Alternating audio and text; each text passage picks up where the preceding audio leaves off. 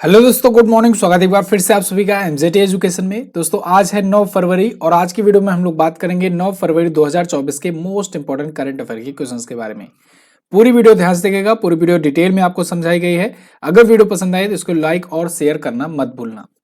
कल हम लोगों ने पढ़ा था अगरतला में दिव्य कला मेला आयोजित किया गया। इसके अलावा केंद्रीय विज्ञान मंत्री डॉक्टर जितेंद्र सिंह जी ने राष्ट्रीय विज्ञान दिवस की थीम लॉन्च की है, जो कि है विकसित भारत के लिए एक स्वदेशी तकनीकी। विश्व सरकार शिखर सम्मेलन 2024 ये दुबई में आयोजित होगा और इसमें पीएम मोदी जी भी हिस्सा लेंगे। ये टॉप 10 का हम लोग रिवीजन कर रहे हैं जो हम लोग कल पढ़े थे। और ईसा फाउंडेशन के द्वारा नोएडा एयरपोर्ट के पास आदि योगी शिव की 242 फीट ऊंची प्रतिमा बनाई जाएगी। Artificial intelligence and national security नाम से पुस्तक लॉन्च की है जनरल अनिल चौहान जी ने। ये भारत के वर्तमान में सीडीएस हैं। भारत सरकार ने भारत और म्यांमार बॉर्डर पर 1643 किलोमीटर लंबी फेंसिंग या बाड़ लगाने की घोषणा की है। एक्चुअली में भारत और म्यांमार का जो बॉर्डर है वो 1643 किलोमीटर लंबा है। इसके अलावा कल हम लोगों ने पढ़ा था कि ईरान जो है ये भारतीय पर्यटकों के लिए 15 दिनों तक वीजा फ्री कर दिया है। और नायाब बुकेले ये अल सल्वाडोर के एक बार फिर से राष्ट्रपति बन गए हैं। वहीं महाराष्ट्र राज्य सरकार ने 40 रोपवे परियोजनाओं के लिए national highways authority of India के साथ समझौता किया है। राजेंद्र प्रसाद गुप्ता ये एडवोकेट जनरल बन गए हैं राजस्थान के। ये टॉप 10 करंट अफेयर के क्वेश्चंस थे जो हम लोगों ने कल पढ़ा था। क्विकली आपने इनका एक मिनट में रिवीजन किया। अब बात करेंगे आज की करंट अफेयर की, लेकिन उससे पहले आपको बता दो इसकी पीडीएफ और क्विज आपको एमजेटी ऐप पर मिलेगी। सिर्फ और सिर्फ एमजेटी ऐप पर डिटेल क्विज डिटेल पीडीएफ के लिए आप एमजेटी ऐप जरूर डाउनलोड करें। पहला क्वेश्चन, राष्ट्रीय ब्लैक एचआईवी एड्स जागरूकता दिवस कब मनाया गया? तो दोस्तों प्रत्येक वर्ष 7 फरवरी को मनाया जाता है national black HIV AIDS awareness day. ध्यान रहे, अगर एड्स दिवस पूछा जाए, एआईडीएस एड्स डे अगर पूछा जाए सिंपली, तब आप बताएंगे 1 दिसंबर को मनाया जाता है, ठीक है ना, विश्व एड्स दिवस। लेकिन अगर national black HIV AIDS awareness day पूछा जाए तो आप 7 फरवरी बताएंगे, ठीक है जी। प्रत्येक वर्ष 7 फरवरी को मनाया जाता है। यह दिन काले अमेरिकियों पर एचआईवी एड्स के असंतुलित प्रभाव के बारे में जागरूकता फैलाने के लिए शुरू किया गया था। इस बार की थीम है engage educate empower uniting to end HIV AIDS in black communities. Actually में जैसे अलग अलग जगहों पर अलग अलग रिलीजन को लेकर के भेदभाव होते हैं, वैसे अमेरिका वगैरह में ब्लैक और व्हाइट को लेकर के यहाँ पर भेदभाव होते हैं। तो आप इतना तो समझ गए होंगे कि ये अमेरिकियों के द्वारा मनाया जाता है राष्ट्रीय काला एचआईवी एड्स जागरूकता दिवस राष्ट्रीय स्तर पर, ठीक है जी। अगला, फरवरी 2024 में कजाकिस्तान का नया प्रधानमंत्री किसे नियुक्त किया गया? तो दोस्तों कजाकिस्तान के नए प्राइम मिनिस्टर बन गए हैं कौन? अल्जास बैक्टेनोव। अल्जास बैक्टेनोव आपको यहाँ पर दिख रहे हैं इमेज में, ये कजाकिस्तान के नए प्राइम मिनिस्टर होंगे। ये 43 वर्ष के हैं, राज्य की भ्रष्टाचार विरोधी एजेंसी के पूर्व प्रमुख रह चुके हैं। और ये इससे पहले के जो प्रधानमंत्री थे अली खान इस्माइलोव ओल्जास, उनकी जगह पर आए हुए हैं, क्योंकि उन्होंने इस्तीफा दे दिया था अभी 2022 में जनवरी में, ठीक है ना, मतलब 1-2 साल हो गए। तो अब यहाँ पर ये आए हुए हैं। कजाकिस्तान के बारे में अगर बात करें तो कजाकिस्तान अगर आप वर्ल्ड मैप में देखोगे तो वर्ल्ड मैप में आपको एशिया में यहाँ पर दिखेगा अपना प्यारा भारत। यहां से आप ऊपर के ही साइड में, उत्तर साइड में ही आते जाओ तो किर्गिस्तान, किर्गिस्तान के ऊपर मिलेगा आपको कजाकिस्तान। कजाकिस्तान की राजधानी होती है अस्ताना। अस्ताना इसकी राजधानी होती है। यहाँ के करंट टाइम पर प्रेसिडेंट है कासिम जोमार्ट टोकायो और मुद्रा होती है कजाकिस्तानी तेंगे। अच्छा, एक और इंटरेस्टिंग फैक्ट जानिए कजाकिस्तान से रिलेटेड कि कजाकिस्तान दुनिया का सबसे बड़ा लैंड लॉक्ड देश है। लैंड लॉक्ड देश है मतलब चारों तरफ से जमीन से घिरा हुआ। अब आप कहोगे कि सर यहाँ पर तो एक सागर है, तो ये कैसा सागर है? ये कैस्पियन सागर है। एक्चुअली में ये सागर भी आपस में ये लैंड लॉक्ड है, इसीलिए इसको भी लैंड लॉक्ड ही माना जाएगा। और ये कजाकिस्तान सबसे बड़ा दुनिया का लैंड लॉक्ड कंट्री है। दूसरा सबसे बड़ा मंगोलिया है जो आपको यहाँ पर दिख रहा है, रसिया और चाइना के बीच में। आगे बढ़ते हैं। हाल ही में किस राज्य में महात्मा गांधी को समर्पित देश का पहला तांबे से बना बापू टावर बनाया गया? तो भारत का सबसे पहला महात्मा गांधी जी को समर्पित सबसे पहला और सबसे बड़ा तांबे से बना हुआ बापू टावर बनाया गया है बिहार में। बिहार की राजधानी पटना में ये बनाया गया है। कैसे दिखता है? कुछ ऐसे दिखता है। ये है बापू टावर। तो ये तांबे से बनाया गया है, ठीक है ना, कॉपर का बना हुआ है। ठीक है। तो बापू टावर है, ये बापू जी को समर्पित है। 120 फीट इसकी लंबाई है, 6 मंजिला ये बनाई गई है पटना के गर्दनी बाग में। महात्मा गांधी जी की अभी 30 जनवरी को दोस्तों पुण्यतिथि मनाई गई और इनकी पुण्यतिथि पर क्या मनाते हैं? शहीद दिवस मनाते हैं हम लोग। क्या मनाते हैं? शहीद दिवस मनाते हैं। ठीक है जी। तो उन्हीं को डेडिकेटेड था ये। महात्मा गांधी जी पर मैंने आपको 2 वीडियो दी हुई है, गांधी युग करके दोनों वीडियो देख लीजिएगा, 2 पार्ट में है। आपका आधे से ज्यादा स्वतंत्रता संग्राम जो है वो तैयार हो जाएगा। फिलहाल इसकी अगर बात करें तो बापू टावर की 45 करोड़ रुपए की लागत से बनाया गया है। अगला, हाल ही में समान नागरिक संहिता विधेयक पारित करने वाला देश का पहला राज्य कौन बना? तो ये बन गया है दोस्तों उत्तराखंड।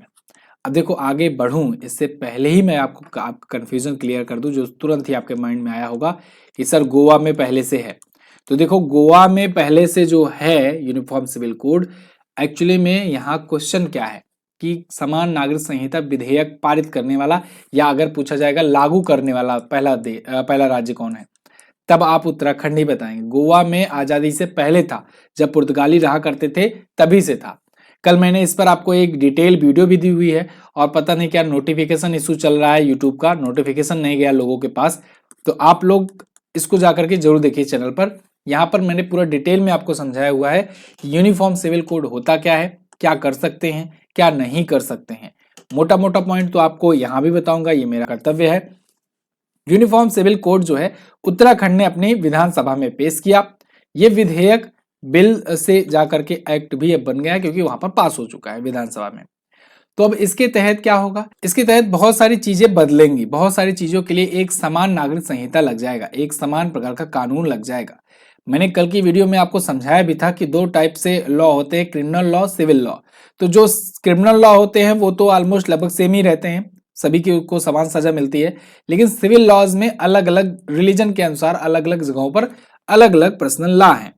तो इन्हीं सबको अब समान किया गया है, जिसके तहत विवाह, तलाक, उत्तराधिकार, लिव इन रिलेशनशिप, इनसे संबंधित जो भी मामले होंगे सभी को एक ही कानून के, एक ही प्रकार के कानून के दायरे में लाया जाएगा। ठीक है। हालांकि यहाँ पर उत्तराखंड में जो यूसीसी लागू हुआ है यानी यूनिफॉर्म सिविल कोड, ये अनुसूचित जनजातियों पर लागू नहीं होगी। और मैं फिर से आपको कह रहा हूं कल की वीडियो जरूर देखना क्योंकि बहुत सारे पॉइंट्स होते हैं यार। जब मैं कोई स्पेशल वीडियो बनाता हूं तो इसका मतलब उस पर बहुत सारे पॉइंट्स हैं और वो सारे पॉइंट्स कवर करना आपके लिए जरूरी है, इसीलिए अलग से उस पर वीडियो आती है। जैसे अभी मैं पूछूं आपसे कि किस आर्टिकल में इसका जिक्र है, तो भारतीय संविधान के अनुच्छेद 44 में इसका जिक्र है। मुस्लिम कम्युनिटी के लोग इसका विरोध क्यों कर रहे हैं, किस अनुच्छेद को लेकर विरोध कर रहे हैं, तो आप बताओगे अनुच्छेद 25 को लेकर के, धार्मिक स्वतंत्रता के अधिकार को लेकर के वो विरोध कर रहे हैं। तो आप कल की वीडियो जरूर देखना, उससे आपको बहुत कुछ सीखने को मिलेगा। फिलहाल बहुत सारी चीजें हैं जो अब बदलेंगी इसके तहत उत्तराखंड में, जैसे लिव इन रिलेशनशिप का नियम बदलेगा, इसको भी बताया गया है कल की वीडियो में। जनजाति कम्युनिटी के लिए छूट मिलेगी, बहुविवाह, द्विविवाह का निषेध होगा, एक से ज्यादा विवाह नहीं कर सकते, पॉलीगेमी पर बैन किया गया है, विवाह का अनिवार्य पंजीकरण कराना होगा, रजिस्ट्रेशन जरूरी है, तलाक के लिए एक कानूनी मॉड्यूल बनाया गया है, बच्चों के अधिकारों की प्रगतिशील मान्यता, मुस्लिम पर्सनल लॉ प्रथाओं का अपराधीकरण किया गया है। ये सब चीजें बताई गई हैं इस लॉ में। ठीक है जी। तो उत्तराखंड बन गया है पहला, गोवा में पहले से लागू था तो इसलिए 2 राज्य में लागू है अभी। ठीक है। अगला, हाल ही में जारी विश्व बैंक की एलपीआई इंडेक्स यानी लॉजिस्टिक परफॉर्मेंस इंडेक्स रिपोर्ट में भारत किस स्थान पर है? बहुत ही इंपॉर्टेंट ये इंडेक्स होता है, इसको विश्व बैंक जारी करता है और इसमें भारत है इस बार 38वें पायदान पर। लॉजिस्टिक परफॉर्मेंस इंडेक्स ये जो जारी हुई है, इसमें अगर टॉप 3 कंट्रीज की बात करें तो वो है सिंगापुर, फिनलैंड और जर्मनी। ये टॉप 3 है, टॉप 3 तो आपको एटलीस्ट पता ही होना चाहिए। इसके अलावा अगर भारत की बात करें तो भारत जहां 2018 में 44वें पायदान पर था, अब भारत है 38वें स्थान पर। ध्यान रहे 2023 की ये रैंकिंग अभी जारी हुई है। ठीक है जी। इसमें एलपीआई रैंक में तो ये है, उसके बाद अलग अलग सेक्टर में करके या निकाला गया है तो उसमें ये अलग अलग रैंकिंग जारी की गई है। सेम चीजें यहाँ पर भी वही दी गई है। और एक बात ध्यान रखना, विश्व बैंक की ये रिपोर्ट है यानी विश्व बैंक इसको जारी करता है। भारत 2014 में 54वें पर था, 2018 में 44वें पर आया और अब 2023 में बहुत ही अच्छी स्थिति 38वें पर आ गया है, अपनी अब तक की बेस्ट स्थिति है। ठीक है ना। अब कुछ और इंडेक्स जो आए थे उनको रिकॉल करेंगे, जैसे अभी सीपीआई इंडेक्स आया था, करप्शन परसेप्शन इंडेक्स, तो ये ट्रांसपेरेंसी इंटरनेशनल द्वारा जारी की जाती है। इसमें भारत 93वें स्थान पर है। ग्लोबल रिमोट वर्क इंडेक्स में हम लोग है 64वें पर। हेनले पासपोर्ट इंडेक्स आई थी, इसमें 80वें स्थान पर है। MSCI की EM सूचकांक में आई थी, दूसरे पर है। स्टार्टअप फंडिंग वैश्विक रैंकिंग में चौथे पर है। जलवायु परिवर्तन प्रदर्शन सूचकांक ये बहुत इंपॉर्टेंट है, इसमें हम लोग 7वें पर हैं। विश्व डिजिटल प्रतिस्पर्धात्मकता रैंकिंग में 49वें पर, महिला नेतृत्व वाले स्टार्टअप में तीसरे पर और वेल बीइंग ग्लोबल रेटिंग में दूसरे पर। वैश्विक पेंशन सूचकांक में 45वें पर है। भुखमरी में 111वें पर, शांति सूचकांक में 126वें पर और खुशहाली रैंकिंग में भी 126वें पर। हाल ही में संयुक्त अरब अमीरात ने किस भारतीय को गोल्डन वीजा प्रदान किया? तो यूएई ने दोस्तों गोल्डन वीजा दिया है आनंद कुमार को। आनंद कुमार सुपर 30 के संस्थापक हैं। ये चेहरा तो आप जरूर पहचान रहे होंगे। इनके ऊपर एक मूवी भी बन चुकी है सुपर 30 के नाम से, और वो मूवी में ऋतिक रोशन ने अभिनय किया था और मूवी भी काफी ज्यादा हिट रही थी। इन्हीं की लाइफ पर ये बनी हुई थी मूवी। तो इनको गोल्डन वीजा दिया है यूएई ने। अब ये गोल्डन वीजा क्या होता है दोस्तों? गोल्डन वीजा उसको दिया जाता है यूएई के द्वारा जो लॉन्ग टर्म के लिए रहने के लिए मतलब कि वहां पर एक लॉन्ग टर्म के लिए जिसको रहना होता है उसको अप्रूवल मिल जाता है। गोल्डन वीजा यूएई का पाने वाले पहले भारतीय कौन बने थे? तो आप बताएंगे संजय दत्त। संजय दत्त सबसे पहले भारतीय बने थे जो गोल्डन वीजा पाए थे यूएई का। इसके अलावा फिर बाद में बहुत सारे लोगों को दिया गया, शाहरुख खान वगैरह को भी दिया गया। अभी यहाँ पर आनंद कुमार को भी दिया गया है। अब आनंद कुमार एक प्रसिद्ध गणित शिक्षक हैं और वो कोई एक्टर वगैरह नहीं है। इनको मिला है तो भाई बड़ी बात है, तो इसलिए यहाँ पर क्वेश्चन लिया गया है। इनको गोल्डन वीजा मिल गया है। ठीक है जी। तो 2019 में गोल्डन वीजा की शुरुआत की थी यूएई ने। लॉन्ग टर्म का कोई अगर इन्वेस्टमेंट करना चाहता हो या लॉन्ग टर्म यहाँ पर रहना चाहता हो, स्टडी करना हो या पढ़ाना हो, टीचिंग करना हो, तो इन सब के लिए ये देता है यूएई। ठीक है। अगला अपनी भी पुस्तक है, अमेजन पर अवेलेबल है, ब्रह्मास्त्र करंट अफेयर। जिन लोगों ने अभी तक नहीं लिया है इस बुक को जरूर आप ऑर्डर करिए। और एक खास बात है, एक खास ऑफर है आपके लिए। जो लोग अब से ऑर्डर करेंगे उनको जनवरी मंथ की यहाँ पर ई बुक आपको फ्री में दी जाएगी। जनवरी 2024 की ई बुक, क्योंकि इसमें आप जानते हो जनवरी से दिसंबर तक का कंटेंट है। तो आपके एग्जाम्स आने वाले हैं आने वाले समय में, तो ऐसे में जनवरी के भी क्वेश्चंस बनेंगे। तो इसलिए यहाँ पर जनवरी की ई बुक अब से जो लोग ऑर्डर करेंगे उनको बिल्कुल फ्री में दी जाएगी। अब पिछले वाले मत व्हाट्सएप करने लगना कि भाई हम तो ये खरीदे हैं सर, हमको भी दीजिए हमको भी दीजिए। भाई समझा करो यार, लॉस ना कराओ। ठीक है ना। तो जो अब से लेंगे उनको ई बुक दी जाएगी फ्री में। और ये ऑफलाइन पुस्तक है ब्रह्मास्त्र करंट अफेयर। ये आप अमेजन से ऑर्डर कर पाओगे, सिर्फ और सिर्फ अमेजन पर ही अवेलेबल है और लिंक आपको डिस्क्रिप्शन में मिलेगा।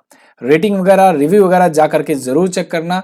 5 आउट ऑफ 5 स्टार की रेटिंग चल रही है शुरू से ही, जब से ये लॉन्च हुई है। नेगेटिव रेटिंग कोई भी नहीं आई हुई। ये बहुत अच्छा लगा इस बार, क्योंकि पिछली बार में हम लोगों ने काफी कुछ इंप्रूव किया इस बार। ये सभी चैप्टर्स हैं, इसमें वन लाइनर और प्रश्नोत्तर माध्यम में चीजें दी गई हैं। आप इसको ऑर्डर कर सकते हैं, पहले ही कमेंट में आपको लिंक मिल जाएगा। आगे आरबीआई ने लगातार कौन सी भी बार रेपो रेट को 6.5% पर परिवर्तित न रखने का फैसला किया? कौन सी भी बार ना परिवर्तित रखने का, यहां अपरिवर्तित रहना चाहिए। तो यहां पर देखो आरबीआई ने लगातार छठी बार 6.5% पर रेपो रेट को अपरिवर्तित रखा है। रेपो रेट यानी कि वो रेट होता है जब बैंकें जिस रेट पर छोटी छोटी जो बैंकें कॉमर्शियल जो बैंक होती है उनको उधार देती हैं, जिस रेट पर उधार देंगी जितनी दर पर उतना ही दर बढ़ा करके ये लोग हम लोग को उधार देंगे यानी लोन देंगे, है ना। तो यहाँ पर अपरिवर्तित रखने का मतलब है कि लोन वगैरह में अपरिवर्तन रहेगा यानी बढ़ेगा नहीं, लोन्स वगैरह के जो इंटरेस्ट होंगे वो बढ़ेंगे नहीं। तो आरबीआई ने लगातार छठी बार ऐसा किया हुआ है। तो देखो यहाँ पर आरबीआई जो है ऐसे निर्णय लेती है एमपीसी की बैठक में। एमपीसी यानी कि monetary policy committee. Monetary policy की जो कमेटी होती है इसमें होते हैं टोटल 6 मेंबर। कितने मेंबर होते हैं ये क्वेश्चन बनता है, 6 मेंबर होते हैं। अब इसमें अगर अध्यक्षता पूछा जाए कौन करता है, तो अध्यक्षता करते हैं आरबीआई के गवर्नर। अध्यक्षता कौन करते हैं तो आप बताओगे आरबीआई के गवर्नर करते हैं। और इसमें 3 सदस्य जो होते हैं ना ये आरबीआई से होते हैं और 3 सदस्य होते हैं भारत सरकार के, गवर्नमेंट ऑफ इंडिया के होते हैं। ये भी बात पूछा गया है। अध्यक्षता सबसे ज्यादा पूछा जाता है और ये सभी चीजें पूछी जाती है, संख्या भी पूछी जाती है। तो आप बताएंगे 6। मॉनेटरी पॉलिसी कमेटी ही डिसाइड करती है मॉनेटरी पॉलिसी रेट्स क्या होंगे, जैसे repo rate, bank rate, CSR, CRR, ठीक है ना। इसके बाद बहुत सारी SLR, बहुत सारी रेट्स होते हैं। तो यहाँ पर RBI ने फिलहाल अपरिवर्तित रखा है। अच्छा, रेपो रेट तो समझ में आ गया आपको, फिर से मैं समझा दे रहा हूँ। जैसे RBI है, RBI जो है ये सेंट्रल बैंक है, सेंट्रल बैंक है RBI, reserve bank of India. अब इसके बाद बहुत सारी कॉमर्शियल बैंकें हैं इसके नीचे, बहुत सारी छोटी मोटी कॉमर्शियल बैंक है, आपका जो भी नाम याद आए, SBI, PNB, HDFC, ठीक है ना। पेटीएम को छोड़ देना, पेटीएम पेमेंट बैंक बंद हो चुका है। तो ये सभी जो बैंकें हैं जिनसे हम लोग आम नागरिक जो है ये बैंकिंग करते हैं ना। तो हम लोग कैसे बैंकिंग करते हैं, यहाँ पर या तो पैसा जमा करते हैं तो उल्टे हमें इंटरेस्ट मिलता है, या तो हम इनसे लोन लेते हैं तो हमें इंटरेस्ट चुकाना पड़ता है। सेम यही काम ये बैंकें करती हैं RBI से, यानी RBI को इसीलिए तो कहा जाता है बैंकों का बैंक, यानी ये बैंकें RBI से बैंकिंग करेंगी। कैसा बैंकिंग, बैंकिंग मतलब वही, या तो ये पैसे उधार लेंगे तो ये अगर उधार लेंगे तो इंटरेस्ट चुकाएंगे, या तो ये पैसे जमा करेंगे, जब जमा करेंगे तो इनको इंटरेस्ट मिलेगा।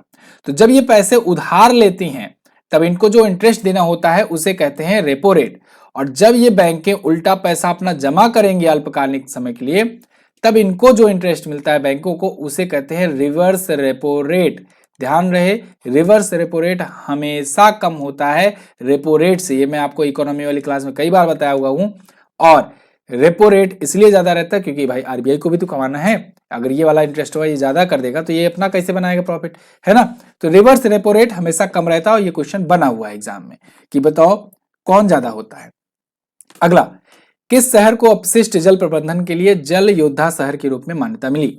तो दोस्तों उत्तर प्रदेश के शहर गौतम बुद्ध नगर, जिसको कहते हैं नोएडा, ध्यान रहे गौतम बुद्ध नगर भी इसे कहते हैं, गौतम बुद्ध नगर या नोएडा को अभी वाटर वॉरियर सिटी का अवार्ड मिला हुआ है। किस लिए, for the best waste water management के लिए। जो वेस्ट वाटर होता है उसका ट्रीटमेंट कैसे किया जाए और उसको कैसे मैनेज किया जाए, दोबारा यूज में लाया जाए, इसके लिए ये अवार्ड मिला है इस सिटी को। यहाँ पर एक ग्राफिक्स के माध्यम से आप समझ सकते हो, जैसे जहाँ पर कॉलोनी रहती है, बिल्डिंग्स रहती है, वहाँ से जो आने वाले जल हैं, अपशिष्ट जल हैं, फैक्ट्री से आते हैं, उसके बाद घरों से आते हैं, ये सब जगह एक जगह आते हैं, तो इनको वाटर ट्रीटमेंट प्लांट में लगाया जाता है, फिर इनको शुद्ध किया जाता है, और उसके बाद दोबारा अगर यूज करने के लिए भेज दिया जाए इन जगहों पर, तो आप देखो ये कितना अच्छी बात हुई। तो यहाँ से ये वेस्ट के रूप में निकलते हैं लेकिन दोबारा यहाँ पर भेज दिए जाते हैं, तो ये एक बेहतरीन एक सिस्टम है। तो इसको 2 अवार्ड मिले हैं नोएडा को, वर्ष का सर्वश्रेष्ठ सीवेज उपचार संयंत्र का और जल पुनः उपयोग यानी कि रीयूजेबल प्रोजेक्ट के लिए। ठीक है, आगे, सौराष्ट्र क्रिकेट एसोसिएशन के पूर्व सचिव के सम्मान में किस स्टेडियम का नाम बदलकर निरंजन शाह स्टेडियम रखा जाएगा। तो दोस्तों सौराष्ट्र क्रिकेट एसोसिएशन के पूर्व सचिव थे निरंजन शाह जी, और इन्हीं के नाम पर निरंजन शाह स्टेडियम का नाम रखा जाएगा। किसका रखा जाएगा, राजकोट स्टेडियम का नाम। तो यहाँ पर ये दिख रहे हैं आपको, ये निरंजन शाह हैं, ये लगभग 4 दशकों तक सौराष्ट्र क्रिकेट एसोसिएशन के ये सचिव रह चुके हैं। ठीक है, तो इनको इनके सम्मान में BCCI ने फैसला लिया है कि राजकोट स्टेडियम का नाम इनके नाम पर रखा जाएगा, निरंजन शाह स्टेडियम के नाम पर रखा जाएगा। भारत में बहुत सारे लीडर्स, बहुत सारे पॉलिटिशियन, बहुत सारे महापुरुषों के नाम पर नाम रखे जा चुके हैं स्टेडियम के, आप जानते हो। आप लगभग हर राज्यों में जो है नाम है वो किसी न किसी महापुरुष, किसी न किसी पॉलिटिशियन या किसी न किसी बड़े लीडर के नाम पर रखे गए हैं। जैसे दिल्ली का जो फिरोज शाह कोटला स्टेडियम था उसका नाम बदलकर अरुण जेटली स्टेडियम किया गया, नरेंद्र मोदी स्टेडियम, मोटेरा स्टेडियम का नाम बदल करके किया गया। ये विश्व का सबसे बड़ा क्रिकेट स्टेडियम है, ठीक है ना, अहमदाबाद में है, याद रखना है भी। Chinnaswamy stadium, Bindra, IS Bindra stadium, Wankhede stadium, बहुत सारे नाम है, मतलब अटल बिहारी स्टेडियम अभी यहाँ पर इकाना में है, लखनऊ में। अगला, हाल ही में किस राज्य में किलकारी मोबाइल स्वास्थ्य पहल शुरू की गई। तो दोस्तों गुजरात और महाराष्ट्र में अभी किलकारी मोबाइल स्वास्थ्य पहल की शुरुआत हुई है। एक बार फिर से ये किलकारी मोबाइल स्वास्थ्य पहल चर्चे में आई थी, तो आज हम लोग फिर से इसके बारे में जिक्र कर लेंगे। देखो बेसिकली इस पहल में होता क्या है कि अगर कोई गर्भवती है, अगर कोई नई मतलब कि माँ बनी है, नए उसके अभी बच्चा हुआ है, तो ऐसे औरतों को, ऐसे महिलाओं को फोन किया जाता है, फोन करके उनको ऑडियो मैसेजेस दी जाते हैं। ऑडियो मैसेज के थ्रू जैसे कि कब टीका लगवाना है, कैसे बच्चे की सुरक्षा करनी है, कैसे ठंड से बचाना है, या कैसे माँ का दूध पिलाना है, ये सारे चीजें वहां पर बताई जाती हैं। इसमें मदद करती हैं आशा और एनम। तो ये मोबाइल एकेडमी है और किलकारी पहल के तहत ये भारत के लगभग सभी राज्यों में ये चल रही है। 18 राज्यों और 1 केंद्र शासित प्रदेशों में ये चालू है। अभी यहाँ पर गुजरात और महाराष्ट्र में भी चालू हो चुकी है। ठीक है, तो किलकारी पहल याद रखना बहुत ही इंपॉर्टेंट है। इसमें ऑडियो मैसेजेस साप्ताहिक रूप से भेजे जाते हैं। एक और क्वेश्चन आज लूंगा मैं। हाल ही में wildlife photographer of the year people's choice award 2023 किसने जीता है? तो देखिए, इसको जीता है किसने? इसको जीत लिया है नीमा सरीखानी ने।